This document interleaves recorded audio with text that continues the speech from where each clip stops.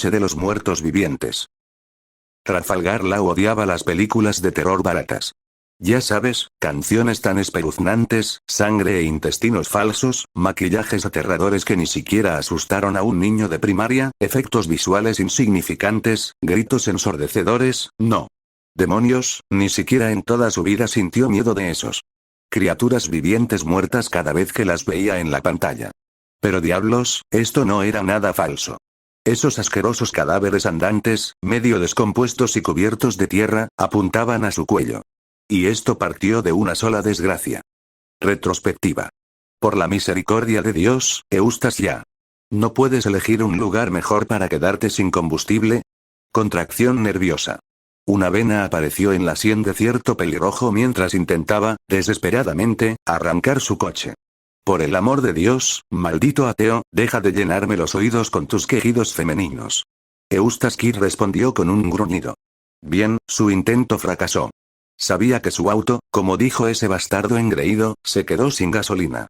Al menos lo estaba intentando, de hecho, por la misericordia de Dios, fueron detenidos en medio de un bosque oscuro y brumoso. Solo Dios sabe dónde, una hora después de la medianoche, en su camino de regreso a casa después de un día entero de pesca divertida. No, simplemente no preguntes ni imagines cómo diablos Eustace Kid salió a pescar durante sus vacaciones. El problema aquí fue: 1. Se quedaron sin combustible, 2. La única gasolinera, según el mapa que tenían, estaba a unos 15 kilómetros al norte, y 3. ¿Por qué carajo es que esta carretera interestatal no tenía calle? ¿Luces? ¿Sabes? Creo que esa rama de árbol de allí nos está saludando hace un momento. Law señaló en cierta dirección desde la ventana de su asiento del pasajero, logrando sacar a Kid de su ensoñación temporal. El pelirrojo giró la cabeza en esa dirección como si hubiera sido picado por una descarga eléctrica, pero fulminó con la mirada a Law cuando se dio cuenta de que una sonrisa engreída se curvaba en los labios del bastardo. Creo que solo estaba imaginando cosas. ¿Tienes miedo, Eustacia? La morena se rió entre dientes. Oh, cómo Kip tenía tantas ganas de estrangular ese cuello. Joderley. Que se joda este bosque espeluznante. A la mierda su situación. Voy a comprar gasolina, decidió el pelirrojo mientras abría la puerta del auto y se deslizaba fuera del asiento del conductor. Miró al otro hombre una vez más. Quédate aquí. La morena se encogió de hombros. Después de que Kip sacó un tanque de combustible de plástico del maletero, pronto desapareció en la oscuridad. Law se movió en su asiento para ponerse cómodo, se cubrió la cara con su siempre presente gorro peludo y se quedó dormido. No haría ningún daño si mantuviera la puerta cerrada, ¿verdad? Sus ojos se abrieron de golpe cuando sintió escalofríos recorriendo su columna. El moreno se sacudió en su asiento y maldijo cuando sus ojos vieron a una mujer de cabello largo y negro parada justo al lado de su ventana. Miró su reloj de pulsera. 30 minutos después de que Kid se fuera. De todos modos, ¿no era demasiado tarde para que una mujer saliera a caminar para tomar aire fresco? Buenas noches, señora. ¿Está perdida? Law preguntó estúpidamente. Sin embargo, sentía algo raro con esta mujer. Sus ojos parecían, bueno, vacíos y muertos. En sentido figurado, su corazón casi saltó de su garganta cuando miró hacia abajo y vio que la mujer en realidad no tenía pies, como si estuviera flotando en el aire. Bueno, mierda. Él se quedó mirándolo. Le devolvió la mirada. ¿Puedo saber cómo puedes caminar si no tienes pies? No pasaría nada si mantuviera la puerta cerrada. Rasca eso. Su vida corría peligro mientras permanecía dentro del auto. Primero, la mujer sin pies estiró su brazo a través de la ventana e intentó alcanzar su cuello. En segundo lugar, había un niño pequeño con piel pálida y los mismos ojos hundidos que también apuntaba a su cuello. Tercero, bueno, ningún tercero. Law no perdió ni un segundo más. Maldijo tan fuerte como pudo y abrió la puerta, casi tropezó cuando corrió frenéticamente como si no hubiera un mañana. Pero claro, estar fuera de su coche era sencillamente peligroso. Demonios, incluso la niebla y la oscuridad infinita multiplicaban los espeluznantes sentimientos. Mientras corría sin rumbo, empezó a pensar que el bosque era mucho más peligroso. En cada giro que daba, era como si pudiera ver la presencia de seres sobrenaturales. Gire a la izquierda y vio al jinete sin cabeza. Gire a la derecha, esa rama del árbol lo saludó hace un momento. Doblar, ¡ay! La morena cayó gentilmente de bruces. Pateó frenéticamente cuando sintió que algo le agarraba el tobillo. La sangre desapareció de su rostro. Una mano le agarró el tobillo. Una mano podrida medio descompuesta surgió del suelo, seguida de un cuerpo humano podrido medio descompuesto cubierto de tierra, o un cadáver. Justo en la siguiente fracción de segundo, gritó a todo pulmón. Fin del flashback, bájate. Bájate. Quita de mí. Lau gritó frustrado mientras intentaba desesperadamente soltar la mano del zombie. Usó sus talones para patear repetidamente la articulación de las muñecas cariadas. Chasquido. Y lo logró. Se quitó la mano del tobillo de un tirón y se la arrojó al maldito cadáver viviente. Casi la pobre morena gritó de felicidad, pero el terror aún no había terminado. El cadáver, ahora sin manos, se arrastró y apuntó a su cuello. ¡Demonios! ¿Qué le pasa hoy? ¿Su cuello realmente valía tanto para los seres sobrenaturales? Lau no perdió el tiempo. Se enderezó y empezó a correr de nuevo. Usando solo su instinto, siguió corriendo y corriendo hasta que sus pies se agotaron. Podía sentir que las manos podridas estaban a solo milímetros de su cuello mientras sentía que su cuello temblaba, pero ni siquiera se molestó en girar la cabeza en ninguna dirección. Finalmente, llegó antes a la carretera interestatal. Y esos no muertos ambulantes ya no lo perseguían. Finalmente, caminando un poco, sus ojos gris ahumado vieron el sedán Nissan rojo de Kid. No podía estar tan feliz porque no vio ningún maldito ser sobrenatural alrededor de él o del auto. Abrió la puerta y se deslizó en el asiento del pasajero. Demonios, no se dio cuenta de que estaba jodidamente cansado. Trató de calmar su respiración entrecortada y luego se dio unas palmaditas en la ropa cubierta de tierra. Incluso perdió su gorro de piel. Aparentemente, no supo cuándo lo perdió, lo cual fue molesto. Debe ser cuando entró en pánico en aquel entonces. Justo cuando pensaba que esta noche no podía ser peor, empezó a quedarse dormido. Escuchó un golpe sordo. Él frunció el ceño. No. No otros zombies. Falgar. Se oyó otro golpe. Oye, despierta, idiota. Los ojos de Lau se abrieron lentamente. Estaba listo para ver otros cadáveres andantes medio descompuestos cuando vio a cierta pelirroja golpear la ventanilla del auto con irritación. Él parpadeó. ¿Eustacia? La estúpida respuesta no le hizo gracia a Kid. Sí, soy yo. Ahora abre la cerradura de la puerta porque estoy jodidamente cansado. Curiosamente, Lau cumplió la orden. Miró a su amigo durante unos buenos 15 segundos, como si Kid pudiera transformarse en zombie en cualquier momento. Esto provocó un signo de interrogación por parte del pelirrojo. ¿Qué diablos estás haciendo? Gruñó dicho pelirrojo mientras ponía en marcha el coche. Lau solo se encogió de hombros. Por el este ya se veía el resplandor del sol naciente. Lau miró hacia afuera a través de la ventana mientras estaba sumido en sus pensamientos.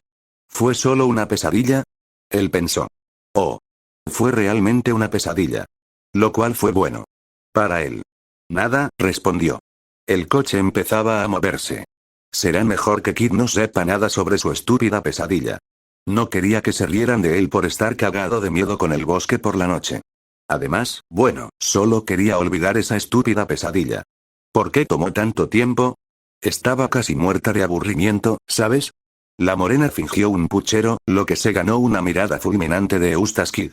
Bueno, estuve caminando con mis pies durante 30 jodidos kilómetros si lo olvidaste. Gruñó la pelirroja. Entonces, notó algo extraño en la morena. De todos modos, ¿dónde está ese estúpido sombrero tuyo? El salón con la puerta al más allá. Mi tío Yukito era un tipo de esos rudos que no creían en fantasmas ni nada que se le parezca. No lo culpo. Él, a sus 60 años había sido educado en una época en que si los padres de un crío le escuchaban hablar de aparecidos y cosas de esas, consideraban que mentía, y la mejor forma de quitarle la costumbre de decir mentiras eran unos buenos azotes. Por eso me fue muy interesante cuando, una noche en una reunión familiar, me contó una experiencia que le había ocurrido cuando niño. Quiero que sepas que te cuento esto solo a ti, me dijo, no quiero que nadie en la familia piense que estoy loco. Tras hacerle entender que su secreto estaría bien guardado conmigo, el tío Yukito se acomodó en su sofá y se sirvió otro vaso de cerveza para acompañar su relato. Estábamos en una sala de su casa. Era un día de fiesta. El cumpleaños de su hermana, mi tía Kao. En realidad no eran tíos míos. Eran parientes sí, pero el vínculo familiar era tan lejano que, cuando me explicaban el árbol genealógico de la familia, desistía de entenderlo. Para mí y para mi familia, eran nuestros parientes y ya. Su inmensa casa, de construcción muy antigua, contaba con varios salones, por lo que no era difícil alejarnos del jolgorio como en esa ocasión en que estábamos ambos solos, en un salón apartado, en total confidencia. Tú sabes que en este pueblo siempre se cuentan historias de duendes y aparecidos, prosiguió su relato, a mí siempre me han parecido cosas de vagos, de gente que no tiene otra cosa que hacer que inventar tonterías. Igual, de esta casa, cuentan siempre la historia de los hijos de la empleada que desaparecieron sin dejar rastro. Sí había escuchado esa historia, que decían pasó en la época del bisabuelo del tío Yukito. Pero una vez, cuando era niño, me pasó algo que hasta ahora no puedo entender. Te lo cuento para que tú me digas qué fue. Veía en los ojos de aquel hombre la necesidad de saber la verdad de un capítulo oculto de su vida. Mintiendo descaradamente, le dije que yo desentrañaría lo que le afligía. Yo tenía 12 años, recomenzó a relatar su experiencia, había una fiesta así como ahora. Era el cumpleaños de la abuela Nadeshiko. En esos tiempos, los cumpleaños duraban 3 días, venía todo el pueblo, había mucha comida y bebida. Los hombres se sentaban en los salones, y las mujeres cocinaban para todos los visitantes. Los niños no podíamos estar ni en los salones ni en la cocina. Debíamos jugar en el patio. Para esa fecha, mis padres me vistieron con un traje nuevo, de camisa blanca, chalequín azul, pantalones arriba de las rodillas, medias altas y los zapatos del domingo. Yo estaba furioso por eso. Yo vivía feliz correteando sin zapatos por el campo, subiendo a árboles, cogiendo higos de los huertos, robando huevos de pato en el sembrío del vecino, decía mientras reía recodándose como un pequeño mataperros. Ese traje era como un castigo para mí. Para contentarme, mis padres me compraron también una enorme pelota roja. Estando ya en el patio, con los demás niños, y todos se burlaban de mi aspecto. No aguanté mucho. Me peleé con todos y me metí a la casa, buscando paz. Sin pedir permiso a nadie, me metí en el salón viejo. Estaba prohibido en mi casa que yo o mis hermanas jugásemos ahí. En ese salón estaban las pinturas de los parientes, el reloj de péndulo y el viejo fonógrafo. Me imagino que mis papás no querían que los rompiésemos. No había nadie en el salón, así que me puse a jugar, solo, con mi pelota. Me paré frente a la pared donde estaba el reloj y comencé a botar mi pelota contra ella. Tiraba la bola al suelo, rebotaba, golpeaba la pared y la cogía con mis manos. Así una y otra vez.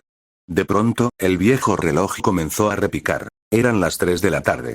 Años después escuché decir al cura del pueblo que las 3 de la madrugada era la hora del diablo y de los duendes, pero en ese momento eran las 3 de la tarde. Paré un rato, tomando mi pelota con ambas manos, mientras el reloj daba las 3 campanadas. Una vez que el reloj dejó de sonar, lancé la pelota contra el suelo. El balón golpeó contra los ladrillos del piso y sonoramente, se elevó hacia la pared, y la atravesó por completo. No te miento, por Dios. La pelota desapareció, como si hubiese atravesado una puerta abierta, la pared estaba intacta y la pelota no estaba. Yo era un niño. Estaba más maravillado que temeroso. Pude escuchar a través de la pared cómo el balón rebotaba contra el suelo, muy lejos, haciendo un grave eco. Me acerqué a la pared y tendí mi mano, y pude ver casi sin creérmelo como mis dedos y luego toda mi mano desaparecían frente a mis ojos, a medida que atravesaban la pared. Jamás en mi vida había visto yo algo así ni lo volví a ver. Yo sentía claramente que mi brazo estaba en un lugar frío. Podía mover dentro los dedos. Cuando retiré mi mano de ahí, esta estaba envuelta en una pequeña película grasosa y transparente, como cuando te frotas aceite. Volví a meter mi mano un par de veces para constatar el prodigio. En ese momento, algo me dijo que debía dejar de hacerlo. Saqué de nuevo la mano de la pared, y pensaba en cómo recuperar mi pelota, cuando vi que la pared se arqueaba hacia afuera, no me dio tiempo para reaccionar. Una mano horrible, de uñas como garras, negra, negrísima, salió de la pared y me agarró fuertemente de la muñeca. Era fría y viscosa, se aferraba a mi pequeña muñeca como una serpiente, como una babosa, era horrible. Solo sé que esa cosa no era humana, me quedé paralizado del miedo mientras esa cosa me arrastraba, en silencio hacia la pared. Estaba tan aterrado que no grité, solo atiné a defenderme pataleando, jalando, berreando, golpeando con mi puñito, tratando de zafarme. Tenía una fuerza superior a la mía, muy superior a la de un hombre. No pude hacer nada mientras sentía cómo, inexorablemente, introducía todo mi cuerpo dentro de la pared, en medio de una oscuridad profunda, en la que no había ningún atisbo de luz. No sé cuánto rato pasó, pero comencé a sentirme muy liviano. Era una sensación fría y opresora. Oía yo por todos lados risas inhumanas, llantos, gemidos, y gruñidos de criaturas que no pude identificar. Era muy oscuro. Más oscuro que lo que jamás haya visto. Si abría los ojos, era como si aún los tuviese cerrado. No flotaba en el aire, era como si más bien flotase en un líquido muy espeso y frío. Ya siendo mayor, una vez metí mi mano en un barril de petróleo. Era una sensación muy similar. Pero no estaba solo. Aparte de las voces que venían de ningún lado, y que me aterraban, algo más había ahí conmigo, era como si unas criaturas nadasen alrededor mío, las sentía moverse a mi lado, rodearme, gruñir, era horrible. En un instante, sentí algo redondo cerca de mi cara. Le toqué y supe que era mi pelota. Al tratar de cogerla, una de esas criaturas se me abalanzó y me mordió. Grité muy fuerte al sentir esos colmillos que se incrustaban en mi mano. Me recogí en mí mismo, sollozando. Me puse en posición fetal. Parecía que aquellas criaturas de ese horrendo lugar disfrutaban con mi dolor. Las escuchaba riendo gravemente. No sé cuánto tiempo estuve ahí. Parecían siglos. Me empezó a llenar una infinita sensación de abandono, de dolor, que me oprimía el pecho. ¿Alguna vez has sentido miedo a la muerte? Pues yo sí y muchas veces, pero esa sensación era distinta, no solo temía no volver nunca, no ver de nuevo a mi familia, era una sensación a desaparecer, a estar solo siempre, era terrible. Es algo que no quiero volver a sentir jamás. En ese punto, el tío Yukito comenzó a sollozar. Gruesas lágrimas comenzaron a derramarse por sus arrugadas mejillas, juntándose en su enorme nariz. Trató de sobreponerse, de volver a tener entereza, pero no podía. Mientras aguardaba, pude ver un par de alargadas y triangulares cicatrices en el dorso de su mano derecha. Siempre había pensado que eran producto de alguna pelea. Nunca supe qué pasó después. Retomó de pronto su relato, abrí lentamente los ojos y estaba tirado en el suelo de la sala, junto al reloj. Caminaba como borracho. Ya estaba oscuro, el reloj marcaba las 7 de la noche. Nadie se había percatado de mi ausencia. Cuando fui donde mis padres, me reprendieron. Tenía esas marcas en una mano y llegaba sin mi pelota y como embadurnado de aceite de pies a cabeza. Mi traje era una lástima. Ni qué decir que me dieron una buena zurra. Seguro que me estuve peleando con algún mocoso, pensaron. Mientras mi madre me limpiaba, recriminándome, me di cuenta de que sostenía un papel en la otra mano. Era sacando un papel viejo de su cartera, el tío Yukito me dijo que lo guardaba consigo desde entonces. Era un papel muy viejo y arrugado. Por un lado estaba impreso un programa de misas de la parroquia del pueblo, y la fecha era 16 de mayo de 1868. Definitivamente estaba impreso con tipos antiguos. Al reverso, un dibujo. Un niño parecía haber dibujado una vaca y 3 personajes con carbón. Una mujer mayor y 2 niños. Mis padres querían a toda costa que les diga quién me había golpeado y robado mi pelota, eso era lo que creían. Nunca me atreví a contarles nada. Mi papá me compró una bicicleta y la puso sobre un ropero en mi cuarto. Me la daría si confesaba. Nunca dije nada y la bicicleta se quedó ahí muchos años. Esa es la historia. Dime, ¿dónde estuve? Tuve que ser sincero y decirle que no podía responderle. Lo tomó con calma. Cuando me dicen que cumplo años, me río porque pienso que me faltan 4 horas de mi vida, pienso que me faltan 4 horas en todo, me dijo. Le prometí que trataría de investigar, no me da miedo ya morirme, a mi edad, pero me da miedo pensar en que si muero, tal vez vuelva a ese sitio. La noche ya avanzaba cuando terminó la fiesta y junto con mi familia, me apresuré a despedirme de la parentela. Una vez más, demostrándome a mí mismo que no puedo con mi genio, decidí salir de la casa de mi tío por el camino más largo, atravesando el salón antiguo. Estaba oscuro y en orden. Nadie estuvo ahí durante la fiesta. Estaba limpio y ordenado, como siempre. Atravesando la penumbra, me paré frente a esa pared, al lado estaba el viejo reloj, que aún funcionaba. Miré un buen rato la pared, hasta que me di cuenta que el reloj estaba marcando 5 minutos para las 3 de la madrugada. No había bebido casi nada, pero sentí como si el piso se inclinase hacia ese lado del salón. No me atreví a quedarme hasta esperar a que fueran las 3. Terror nocturno.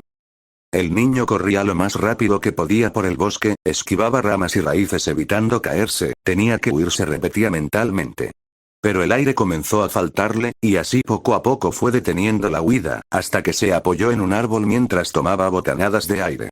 Levantó la mirada y comenzó a revisar su alrededor, la oscuridad impedía que viese algo o que distinguiese alguna sombra, los grandes árboles no dejaban pasar la luz de la luna.